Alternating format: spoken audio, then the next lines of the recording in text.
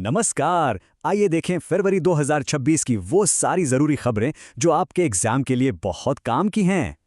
तो इस महीने के अपडेट्स को हमने 4 खास हिस्सों में बांटा है। शुरू करते हैं ग्लोबल रैंकिंग से। पहला सेक्शन है ग्लोबल रैंकिंग और टेक का। देखते हैं दुनिया में भारत की साख कितनी बड़ी है। भारत ने एक जबरदस्त छलांग लगाई है। एक बड़े टेक्नोलॉजी इंडेक्स में हम अब 45वें नंबर पर हैं। और ये रैंकिंग है 2025 के नेटवर्क रेडीनेस इंडेक्स की। ये दिखाता है कि भारत डिजिटल दुनिया में कितना मजबूत हो रहा है। स्कोर में जो ये सुधार है ना, ये सीधे सीधे हमारे बढ़ते डिजिटल इंफ्रास्ट्रक्चर और उसके असर को दिखाता है। और सुनिए, सिर्फ यही नहीं, सस्टेनेबल बिल्डिंग और ऑर्गेनिक ट्रेड में भी भारत को दुनिया भर में पहचान मिली है। टेक की दुनिया से भी एक बड़ी खबर आई। गूगल ने अपना नया AI image generation tool Nano Banana 2 launch कर दिया है। चलिए अब रुक करते हैं डिफेंस और फॉरेन पॉलिसी की तरफ। ये महीना रणनीतिक पार्टनरशिप के लिहाज से काफी अहम था। खंजर नाम का एक जरूरी जॉइंट मिलिट्री अभ्यास हुआ, जिससे दोनों देशों के रक्षा संबंध और मजबूत हुए।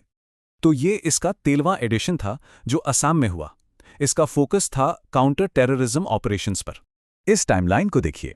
फरवरी में डिप्लोमैटिक लेवल पर काफी कुछ हुआ, जिससे डिफेंस, एनर्जी और ट्रेड में रिश्ते गहरे हुए। भारत ने ब्राजील, सेशल्स और नेपाल के साथ भी नए समझौते करके अपने स्ट्रेटेजिक पार्टनरशिप को और बढ़ाया है। अब आते हैं इकोनॉमी पर, जहां भारत ने एक बड़ा फाइनेंशियल माइलस्टोन हासिल किया और कई ट्रेड डील्स को आगे बढ़ाया। एक नया रिकॉर्ड बना जो देश की फाइनेंशियल हालत की मजबूती और स्थिरता को साफ साफ दिखाता है। जी हां, ये है भारत का अब तक का सबसे ज्यादा फॉरेन एक्सचेंज रिजर्व। इकोनॉमी के लिए एक बहुत बड़ा पॉजिटिव साइन।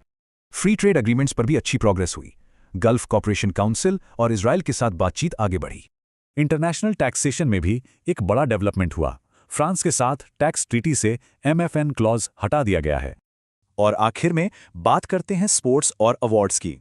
ये महीना भारतीय एथलीट्स की शानदार जीतों से भरा रहा।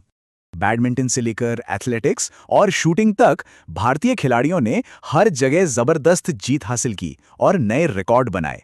आर्ट्स और कल्चर में भी एक बड़ी उपलब्धि रही। 68वें ग्रैमी अवार्ड्स में 14वें दलाई लामा को सम्मानित किया गया। तो ये सारी बड़ी खबरें देखने के बाद सवाल ये उठता है, फरवरी 2026 की कौन सी पार्टनरशिप भारत के लिए सबसे ज्यादा स्ट्रैटेजिक साबित होगी?